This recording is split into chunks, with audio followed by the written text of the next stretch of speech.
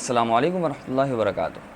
آج کا ہمارا موضوع ہے شب زفاف کیسے منائی جائے، یعنی رخصتی کی رات میاں بیوی وہ کون سے اعمال ہیں شریعت کی روشنی میں، اور وہ کون سی ادعیات دعائیں ہیں جن کا اہتمام کر کے، جن کا التزام کر کے وہ اپنی رخصتی کی اس رات کو، اس نکاح کو اور آنے والی زندگی کو اللہ تعالیٰ کے مقبول اور رحمت اور برکتوں کے نزول کا سبب بنا سکتے ہیں، اور اس کے ذریعے اولاد صالحہ کا حصول کر سکتے ہیں۔ ان کے لیے کون سے اعمال ہیں جو اس رخصتی کی رات میں، اور وہ کون سی دعائیں ہیں، اس ویڈیو میں ہم انشاءاللہ اس کا ذکر مختصر انداز میں آپ کے سامنے پیش کریں گے۔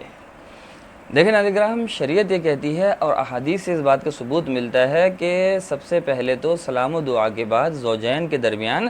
سلام و دعا کے بعد سب سے پہلے وہ 2 رکعت صلاۃ الحاجت کا وضو کر کے، صلاۃ الحاجات کا وضو کر کے اہتمام فرمائیں، اور اس کے لیے اس نماز کے لیے، صلاۃ الحاجت کے لیے وہ جماعت کا اہتمام بھی کر سکتے ہیں، نہیں شوہر امامت کر لے اور بیوی اس کی اقتدا کر لے۔ نفل نماز کی ویسے تو جماعت مکروہ ہے اس وقت جب کہ تداعی ہو، لوگوں کو اس کو اہتمام کے ساتھ بلایا جائے۔ یہاں ظاہری بات ہے اہتمام نہیں، 2 ہی افراد ہیں میاں بیوی، اگر یہ اس کو باجماعت پڑھ بھی لیتے ہیں تو احادیث سے بھی اس کا بھی ثبوت ملتا ہے۔ میں آپ کے سامنے معجم الکبیر للطبرانی،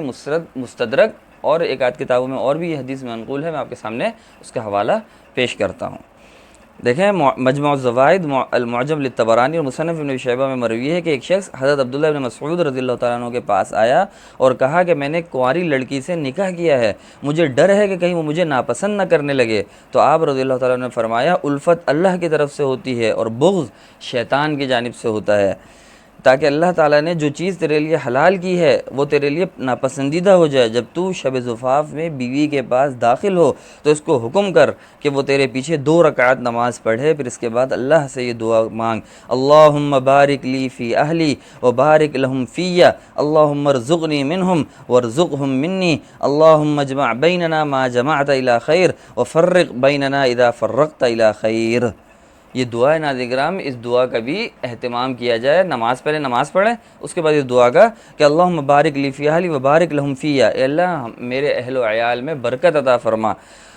اور ان کے لیے میرے اعتبار سے برکت عطا فرما، اللہم ارزقنی منہم، مجھے ان سے رزق عطا فرما، انہیں مجھ سے رزق عطا فرما، اور ہمارے درمیان جب تک جمع ہو سکتا ہو خیر کے ساتھ، ہمارے درمیان زوجین کے درمیان، ہم دونوں کے درمیان جمع عطا فرما، اور جب ہمارے لیے درمیان جمع ہونا خیر کا باعث نہ بن رہا، اس سے شر پھیل رہا ہو تو ہمارے درمیان جدائی عطا فرما دے، بجائے اس کے کہ اور مسائل پیدا ہوں۔ تو میں نے آپ کو بتا دیا، سب سے پہلی چیز تو یہ ہے کہ وضو کر کے، سلام و دعا کے بعد وضو کر کے 2 رکعت صلاۃ الحاجت کا یا 4 رکعت صلاۃ الحاجت کا جماعت کے ساتھ میاں بیوی اہتمام کر لیں، اور اس کے بعد اللہ تعالیٰ سے گڑ گڑا کے اس نکاح میں برکت، الفت، محبت کے لیے اللہ تعالیٰ سے دعا مانگیں۔ اس کے بعد میرے شیخ، میرے استاد حضرت مفتی سید نجم الحسن امروہی دامت برکاتہم العالیہ سے متعلق ایک فتویٰ ہے، کیا فرماتے ہیں؟ بعض الفاظ میں آپ کے سامنے پڑھ کے سناتا ہوں۔ فرماتے ہیں پہلی ملاقات میں کلام و گفتگو سے پہلے سلام کرے، پھر عورت کی پیشانی اور اس کے بالوں پر ہاتھ رکھ کر یہ دعا پڑھے، اللہم انی اسألک خیرہا و خیر ما جبلتہا علیہ واعوذ بک من شرہا و من شر ما جبلتہا علیہ۔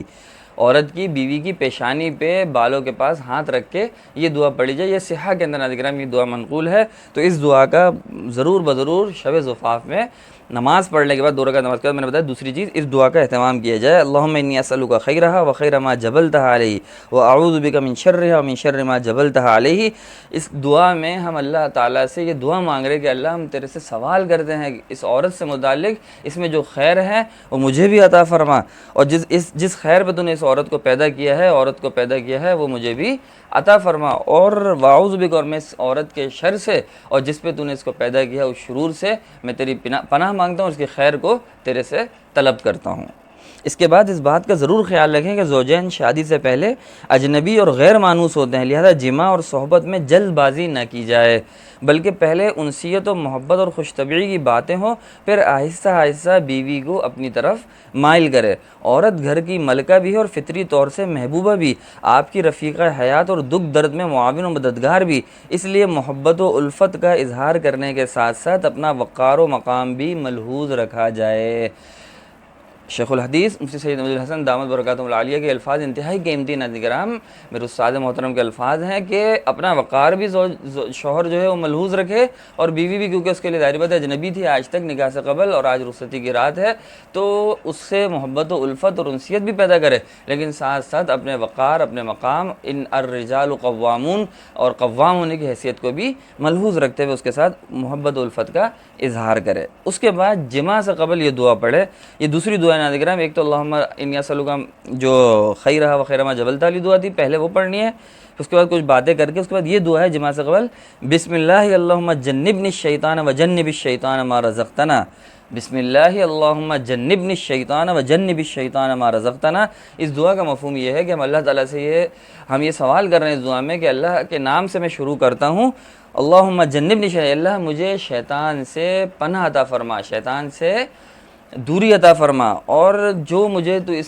اس جماع کے ذریعے سے اولاد عطا فرمائے گا اس سے بھی شیطان کو دور رکھ، مجھ سے بھی دور رکھ، اور جو اولاد مجھے عطا فرمائے گا اس سے بھی دور رکھ، اس کو بھی اولاد صالحہ بنا۔ اس کے بعد حضرت فرماتے ہیں ہم بستری کے وقت اپنے اوپر کپڑا اوڑھ لینا چاہیے، برہنہ رہ کر ہم بستری نہ کرنی چاہیے، جماع کے موقع پر قبلہ رخ نہ ہو، یہ احترام قبلہ کے خلاف ہے، جماع نفس کی خواہش پورا کرنے کی نیت سے نہ ہو بلکہ اچھی نیت سے کیا جائے، مثلا عفت، پاک دامنی کا حصول، بیوی کا حق ادا کرنا اور اولاد صالح پیدا ہو، اور داعی اللہ بنے، وغیرہ وغیرہ امور کی نیت کرے تاکہ لطف و لذت کے ساتھ ساتھ ثواب بھی ملے۔ میاں بیوی کو رات کی باتیں اپنے دوست و احباب کے سامنے بیان کرنے سے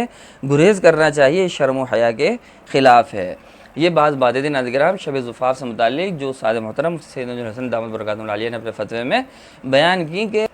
ایک بات تو یہ ناظرین کرام جو میاں بیوی کے درمیان شب زفاف میں ہی نہیں پوری زندگی میں جو بھی باتیں، جو بھی افعال اعمال انجام ہوں وہ انتہائی راز کی حیثیت رکھتے ہیں، اپنے دوستوں میں، اپنے اقربا میں شوہر یا بیوی اگر اس کو بیان کرتی ہے تو انتہائی بے حیائی اور نکاح کے رشتے کو کمزور کرنے کا سبب بنتے ہیں۔ نکاح کا رشتہ جو انتہائی اہم ہے اللہ کی بارگاہ میں، ایسی حرکتیں کرنا کہ اپنے اقربا اور اپنے اعزاء میں میاں ہو یا بیوی ہو، مرد ہو یا عورت ہو، ان کو اگر بیان کرتی ہے، اس سے لطف اندوز ہوتی ہے تو چند سیکنڈوں کا، چند لمحوں کے تو لطف آپ کو مل جائے گا، لیکن باقی آگے کی زندگی آپ کی اس سے اجیرن ہو سکتی ہے۔ لہذا ان رازوں کو راز رکھا جائے، ان رازوں کو راز رکھا جائے۔ اس کے علاوہ بعض باتیں تھیں جو استاد محترم نے بیان فرما دی کہ جمع کرتے وقت کچھ چیزوں کی نیت بھی کرے، عفت و پاک دامنی کا کہ بدنظری سے بچاؤ کا ذریعہ بن رہا ہے یہ میرے لیے، بیوی کے حقوق میں سے ایک حق ہے وہ ادا کر رہا ہوں، اولاد صالحہ اللہ تعالیٰ عطا فرمائے اور اس کو داعی اللہ بنائے، نیک اچھی نیت کرے گا تو انما الاعمال بالنیات، اعمال کا دارمدار نیت پہ ہوتا ہے، اگرچہ وہ اپنی خواہش کو پورا کر رہا ہے لیکن نیت اچھی کرے گا تو وہ خواہش پوری کرنا بھی اللہ تعالیٰ اس کے لیے ثواب کا اور نیکی اور اجر اور جنت کے حصول کا سبب بنا دے گا۔ نیت خراب ہوگی تو عمل صحیح کر رہا ہوگا لیکن وہ نیت جب خراب ہوگی، شیطانی نیت ہوگی، کوئی غلط نیت فاسدہ سے اگر وہ شادی کرتا ہے اور جمع کرتا ہے تو ظاہر بات ہے وہی جمع، وہی نکاح اس کے لیے باعث زوال اور باعث پکڑ بھی بن سکتا ہے۔ تو یہ دعائیں تھیں ناظرین، ان دونوں دعاؤں کو خاص طور پہ جو میں نے سیاح سے نقل کی ہیں ان دونوں دعاؤں کو یاد فرما لیں۔ جو زوجین خاص طور پہ جن کا نکاح ہونے والا وہ ان دونوں دعاؤں کو، پہلی تو اللہم انی اسألک خیرہا وخیر ما جبلتہا علیہ واعوذ بک من شرہا ومن شر ما جبلتہا علیہ۔ شوہر کو چاہیے یہ دعا پیشانی پہ ہاتھ رکھ کے نماز پڑھنے کو 2 رکعت صلاۃ الحاجت کے بعد یہ دعا اس کی پیشانی پہ ہاتھ رکھ کے شوہر یاد کر لے، یا یاد نہیں کر سکتا تو کسی صفحے پہ لکھ لے اور پیشانی پہ ہاتھ رکھ کے عورت کے بیوی کے پڑھ لے۔ اور دوسری دعا جماع سے قبل والی بسم اللہ اللہم جنبنی الشیطان وجنب الشیطان ما رزقتنا، یہ دعا تو ہر وقت بار ہم بستری کرنے سے قبل زندگی میں کسی بھی وقت وہ کرتا ہے بستری شوہر بیوی سے تو یہ دعا پڑھنا مسنون ہے تاکہ اس سے اگر کوئی اولاد حاصل ہو تو وہ اولاد صالحہ بنے اور شیطان کا اس میں کوئی عمل دخل اس سے قربت نہ ہو پائے۔ تو ناظرین کرام یہ وہ چند اعمال تھے۔ اس کے علاوہ بھی شب زفاف سے متعلق، رخصتی کی رات سے متعلق کون سے مسنون اعمال ہیں اور کس طرح رات یہ منانی چاہیے، تفصیلی کتابیں، کتابچے اور مضامین اس کے اوپر لکھے گئے ہیں۔ اکابر کے، شیوخ کے، مستند علماء کرام کے جو رسائل اس سے متعلق موجود ہیں ان کا مطالعہ کر لیں۔ مختصر سی چند باتیں جو میں نے آپ کے سامنے بیان کر دیں حضرت استاد محترم کے فتوے کے بعد الفاظ سے جو پڑھ کے سنا دیے، باقی میں نے بتایا اس میں مستقل رسالے اور مستقل کتابچے موجود ہیں، آپ نیٹ سے بھی اور اپنے قریب موجود ذرائع سے بھی حاصل کر سکتے ہیں۔ کوشش کریں، اہتمام کریں کہ یہ رات آپ کی برکت اور الفت کے ساتھ، اور فجر کی نماز کا بھی اہتمام کریں اور نیز یہ رات غفلت اور کسی ایسے اس میں مبتلا ہو کے نہ گزارے کہ یہ رات جو انتہائی آپ کا ایک نیا سفر شروع ہونے والا ہے نکاح سے متعلق، اور یہی انتہائی غفلت اور جو ہے اللہ تعالیٰ سے دوری کے ساتھ گزر جائے، تو آگے بھی نکاح میں جو ہے برکتیں اور رحمتیں مفقود ہو جائیں۔ اللہ نہ کرے ایسا ہو، اس لیے اس کا اہتمام کریں، ویڈیو کو غور سے سنیں، پسند آئے تو لائک کریں، شیئر کریں، اپنا خیال رکھیے گا۔ اللہ تعالیٰ ہم سب کا حامی و ناصر ہو۔ السلام علیکم ورحمۃ اللہ وبرکاتہ۔